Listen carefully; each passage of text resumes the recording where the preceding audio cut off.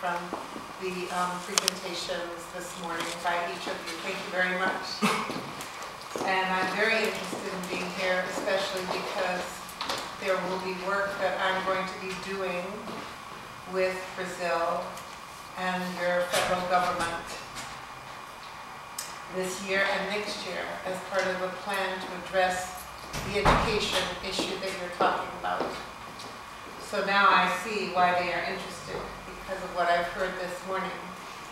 So I'm going to talk to you about the children. So this is a painting. What do you see in it?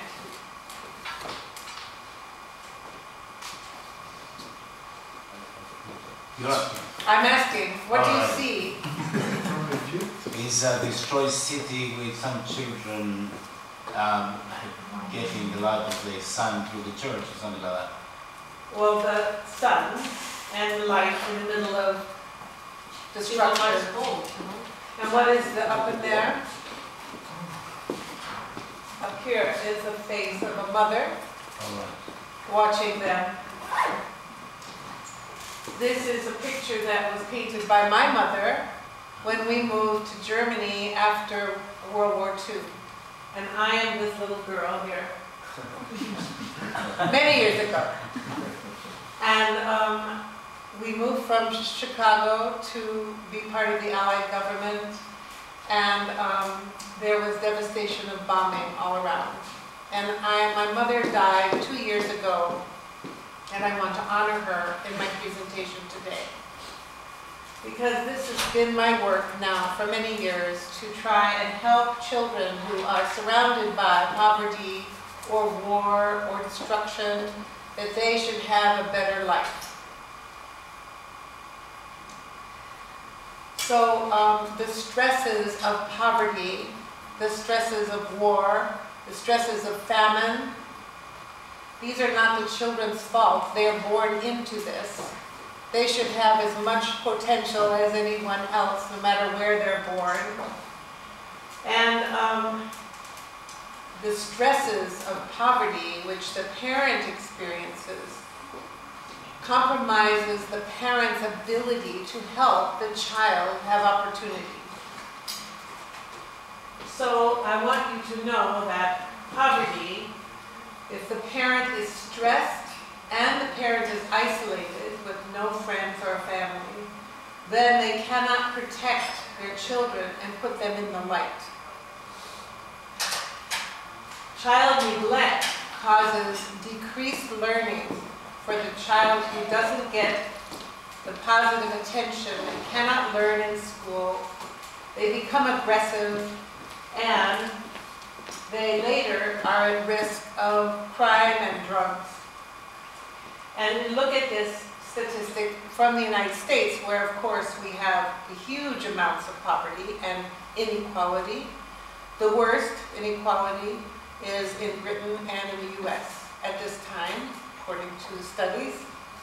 And if a child and family live in a community that average income is under $15,000 versus a community where the average income is over $30,000, the difference in neglect of the child is 44 times as much. And by neglect, I don't mean just food, because food is what you're giving now, but also the language around the child that's spoken to the child, and the attention to the child, and the focus of love with the child. So another implication is health. If you neglect the child in the early years or abuse the child, the implications for costs of health to Brazilian government are enormous. This is all very recent research showing that 45-year-old women who report having been neglected as children or abused have way more cancer, heart attacks, strokes, hypertension, emergency room visits. So it's extremely important to invest in the early years, not just with food, but also with protection of the child's emotional and physical environment. So in our field, we have risk factors and protective factors. So the risk factors for children of poverty are listed here. There are many. And the protective factors are all about relationships. Relationships do not cost money. Relationships take time and focus to build the trust. And those are the protective factors that can help children of poverty become excellent in school without health damage. The recent research from the neuroimaging of the brain are showing us new information that's very important for policymakers interested in child poverty. There is cortisol, which can now be measured, which is what is stress. If you have high stress levels, which are high cortisol measures, which we can now measure, then the child gets sick more often, and the child cannot learn to read or write or do math. High cortisol levels impede the ability to learn new information. Cortisol levels, which is high stress, comes from observing domestic violence, being neglected, not being paid attention to, being shouted at, being hit. All those things increase their cortisol levels, and then they cannot learn, no matter how good the teacher is. You must help reduce the cortisol levels for the children so that they can learn. Recent research is looking at how can we reduce the cortisol levels, and the most important intervention is the mother, who can spend time focusing on the child, touching the child, looking at the child, talking to the child, caring for the child. But if the mother is hungry, if she cannot take care of the leak in her house, if she's worrying about the impact of living in desperate poverty, she doesn't have any energy for this. So it's only with Bolsa Familia that you can go to the next stage of making these interventions. You have to do Bolsa Familia first, but I think maybe there's a possibility that there's stage 2 now that you can do. So high stress of poverty affects the parent's ability to deliver focus and support for their child.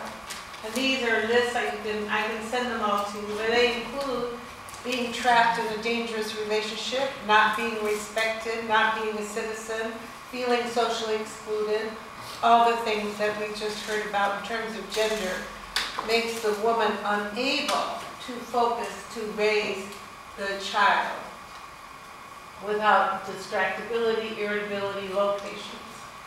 Now, one more piece of the puzzle is the new brain research showing that babies are born with 200 billion neurons. And we, as adults, have 80 billion. So when we were growing up, we lost 120 billion neurons. And I'm here to say, we must save the neurons. I'm still needed there. Well, no one knew this before. I taught child development for many years, and no one knew this until the recent brain research. So it has great potential for Brazilian children because they are born with massive amount of neurons, and they get pruned away. And the way that you get to keep them is with repetition. Okay? So we found out that you need 300 repetitions to keep the pruning from taking away your neurons. So this is a picture of neurons, the simple picture. And there's a little bit of connection. And then here are when you have 300 repetitions. Then you get what's called strong neural networks. When you have strong neural networks, then the pruning comes and washes away everything else. This is extremely important to know. It changes all policies if you care about children. For example, words heard by a young child in England, a low-income child will hear 3 million words a year. The parents of a working-class family will say 6 million words a year to their child. But a professional will say 11 million words to their child. Now just think, those come in to the neurons. They get repeated, the neurons get strong, and then if you don't hear any words, all that goes away, and you cannot speak, you cannot write, you cannot read, you cannot learn if you haven't heard the language in the early years. So what happens? When are the prunings? The first one is at 3 months. The second one is at 6 months. The third one is at 9 months. The fourth one is at 12 months. 4 before the age of 1. The next one is at 3 years. The next one is at 6 years. That's my interest. Age 5. Age 5, because that's when universal school begins. If we could start school at 4 for everyone, that would be better. But if you put things into the brain before the age of 6, everything will stay for the rest of their lives. So it's extremely important to pitch when you do your intervention so you can build the most long-term effect. The next one is at 9 years, the next one is at 12 years, the next one is at 15. Now, by now, you have lost 120 billion neurons. What a sad thing. Okay, chronic stress, social isolation, and poverty are all combined, but it turns out social capital, which doesn't cost money, is just time with each other to build trust, chatting to each other, giving each other things, getting them back, helping each other out. It doesn't happen if everyone's just moved into a suburb of Sao Paulo and they have no one they know. They have no friends, their family is far away, so they don't know each other, they don't help each other. If you're in a traditional village, even if you're poor, you're helping each other, you know each other for generations, everyone is high social capital. But the migration into large urban areas is destroying social capital, which is a huge protection against poverty. So I developed a program 25 years ago based on everything I taught my students, many theories and many research studies, and it's been improved and refined since then. But it has the basis of shifting power from people who have no power, helping them to have more power. For people who are oppressed, marginalized, and treated as lower than, it's an intervention to include people and hear their voice and have them feel in a small group more power. It's also built on relationships, which is the social capital, building trust and connection, helping each other. And this program is called Families and Schools Together, and we call it a good American name, FAST. Everything in the United States has to be fast. And everybody says, can't it be faster? I said, no, I've studied it. This is the fastest it can be. So we only have 8 weekly sessions, but then we have 22 monthly sessions. The 8 weekly sessions we've studied, you cannot get change with 1 meeting, no change for child outcomes with 2 meetings, no change for child outcomes with 3 meetings. With 4 meetings, you begin to get a little change. 5, you get more. 6, you get the best. The most change is 6 times. So we offer 8 so people can miss 2. Every week, it's exactly the same what they do. You good? So it enables repetition. It's repetition, repetition. So if you come once, you see and hear everything, but you don't have the repetition to make those networks strong. And outcomes in the United States where we started, everybody moves so much. Everybody moves. There's always the solution. Oh, I'll move. And so we have a chance to help people make friends. And the parents make friends. 86% make friends in the 8 weeks.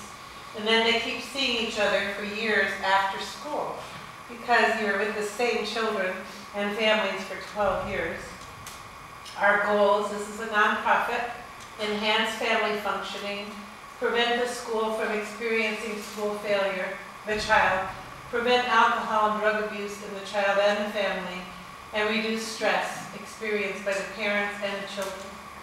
And we do this in the United Nations list of 23 best programs in the world. We are number 11. Well done. Yay! Yes. But we are actually number 1 in something that I think is important, which is high retention rates in low-income communities. So there are many wonderful programs, but they are not good at respecting and engaging parents, mothers who don't know, let's say that they are citizens and don't feel they have a voice, and they don't perhaps have reading skills themselves. But this program has no reading requirements. It's all experiential learning. So whether you have a PhD or whether you have no literacy, you can help your children do better in school. And so this program is very good for low-income communities where you might have a range of literacy. So the key thing is we co-produce with local parents. So I'm from Chicago. What do I know about Sao Paulo? Nothing. So I have to have people who are local and local to that community and maybe to that favela. So the parent who is going to engage the other parents is just the same as the other parents they're going to engage. And the requirement is that 25% of the team be the same as the parents who would come. The only difference is their children are now 7 rather than 5. They're just a little older in terms of their children. So, parents are on every level. This is very difficult for professionals to work next to someone who's not literate. They have to do it. They have to learn to work from health, social work, and education on the team. They have to work respectfully with the parents who are the ones who have the children that you're worried about. So we start the leveling of power on the teams. The teams have to look like the families you're engaging. And then our focus is to build the protective factors against child poverty of the stronger family, the mother-child bond, parent-to-parent bond, knowing other parents in the group, knowing the school, becoming a leader in the community, all these things. Those are the things that will help. And our, as I said to Francisco, we have Paulo Freire, number 1 thinker, and we engage him. In this case, there are fathers groups separate from mothers groups. And so the empowerment of the small group that takes place over the 8 weeks is gender specific. And then the activities of the families are activities that they do, the parents lead. That's based on the research of Salvador Minuchin. And then they do one-to-one responsive play, which increases the child's dopamine and serotonin and reduces their cortisol, but it helps build attachment with the mother and the child.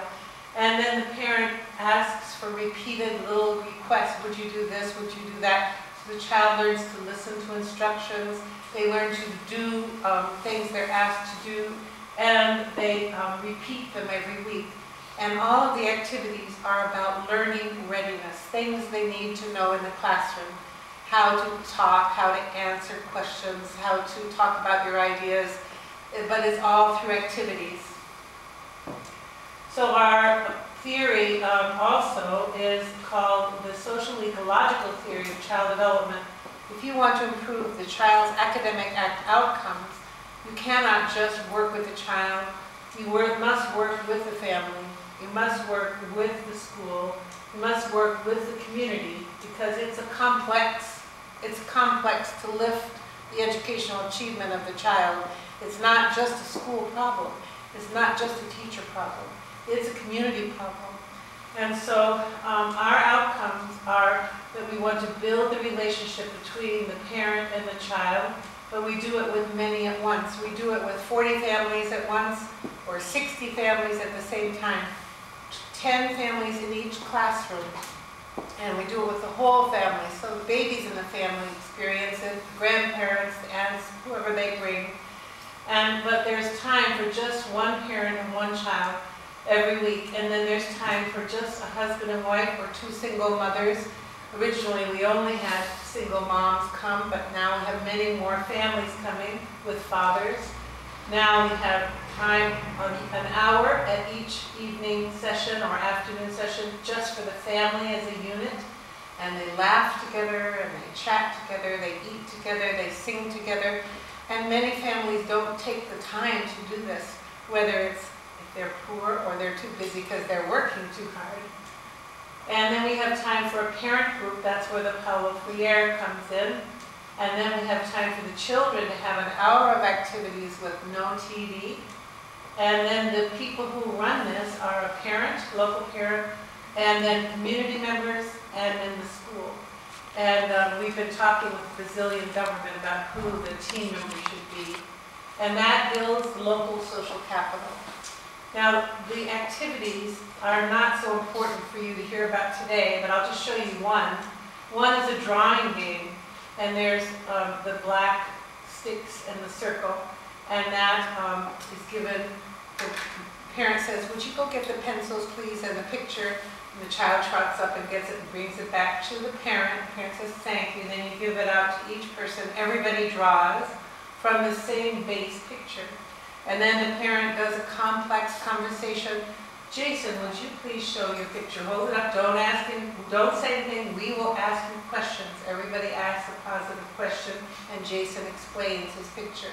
For several minutes, he's explaining his picture. Then someone else gets a turn. Everybody always gets a turn to speak and explain their picture. So here's an example. Here's the soccer game. And here's a flower in the sun. Can you see it? And here's a house with a pool. Somebody's got a pool.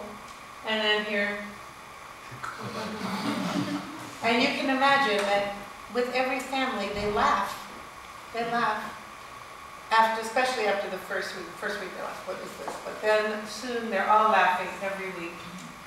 So we find something astonishing across 15 countries where I've worked. The United Nations has been sending me now to Central Asia, Kazakhstan, Tajikistan, Kyrgyzstan, very, very poor countries. And we still get very high retention rates with the school and the community and the parents. We only use experiential learning. Everything is activity-based, because remember, these are 5-year-olds. And then we repeat. So James Coleman is, I'm worrying about my time.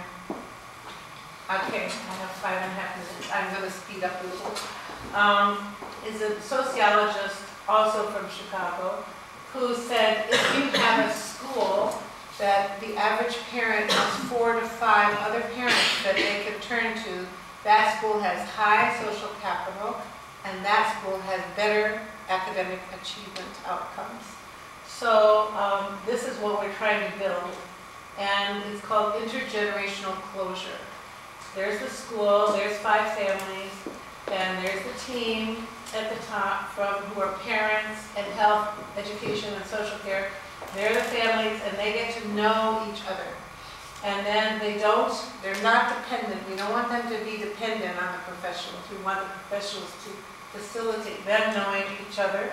And then they become empowered as a group. And the team becomes less important, and for 2 years, they meet for 2 years every month. And then then they become able to have partnerships with various institutions because they're not individual and divided. And so over time, you build a different society that has small groups, sort of like the Columbian circles. It's a very radical notion to have small groups with power. And so that's what we're doing. And so then these ideas were tested with rigorous research, millions and millions of dollars, and 10 years of my life. And we were able to show studies which could show, this was on 3 rural Indian reservations in the United States, that the building of the relationships is this first step. You can't change the reading, writing, and math in 8 weeks. That's what happens over time. But over time, on the Indian reservations, which have the greatest poverty in the United States and the greatest hopelessness because of imperialism, and the greatest depression rate and school dropout rate and school failure and sadness, and yet we were able to show that a year later, the fast children went up on academic achievement, reading, writing, and arithmetic. And the sad thing was that the children that didn't get in actually got worse because of the toxic environment, the racism, and the poverty, and the hopelessness. So the key thing in terms of strategies, and I've worked, the randomized controlled trials were in, everybody saw pictures of New Orleans in the horrible poverty and racism, and we worked right there, and it was very successful. And then we worked on Indian reservations, Mexican-American immigrants, and children with special needs. And all of us were able to adapt the program locally. It's a manual, but 60% is locally adapted by a culturally representative team. And so we get an average of 80%. And so now the United Nations has us on the list. And these are some of the training strategies. It's positive and it's flexible. And it's repetition, and we model reciprocity. Every family has to cook for the others once. Every family receives a gift basket. And this is my effort to apply theory and research to address the urgent issues of child poverty. Thank you.